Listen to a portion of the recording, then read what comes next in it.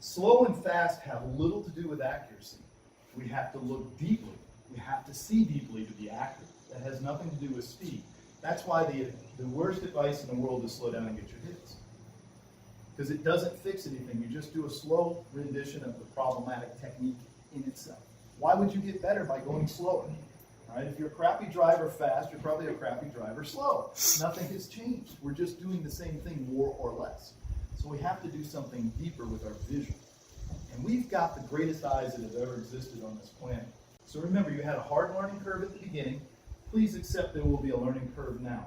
Now, if you're a dabbler, it's much harder. You kind of got to make some commitment to the red dot to get good at it. I found about 3 months of good training will get most people online. But you've got to commit to it a little bit. If you just kind of dabble, what you're going to do is compare it to something you're really good at, and you go, it's not as good. For me, as a high-level shooter, not the greatest in the world, but I'm at the master level, it was a 5% difference in my scores. 5% is substantial. How many of you would like to make 5% more money? It's nothing to sneeze at. 5% is 5%. All right? It cost me about a $500 investment to get 5% in return. Now think about some of your training, your holsters, your guns that achieve nothing. You got no return in it. So the red dot will give you better scores because it gives you more information. Here's the final thing. Skill comes from struggle. It is not a gift. You must struggle to become skillful. That's why people are not skillful. They refuse to struggle. They refuse to challenge themselves. They refuse to change. They refuse to get better. They just don't want to feel uncomfortable. And life is about being uncomfortable sometimes. I don't know if any of you, probably not, if anybody's read Thinking Slow and Fast, Daniel Kahneman.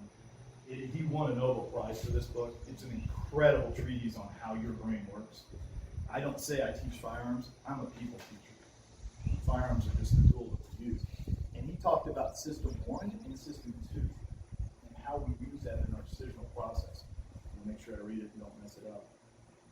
System 1 operates automatically and quickly with little or no effort and no sense of voluntary control. So that's really easy. That's where you're at right now.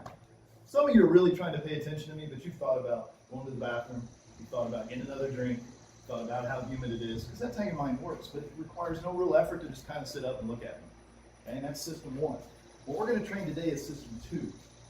It allocates attention to effortful mental activities that demand it, including complex computations. That's what you resist in your heart. You don't want to do it because it's effortful. It requires time. It requires effort in the concentration level. And that's what we're going to be training today is in System 2. You will be tired because you'll have to pay attention a little bit more. And it's hard to allocate those resources because it's much easier to just show up and do the thing. But see if you can get into System 2.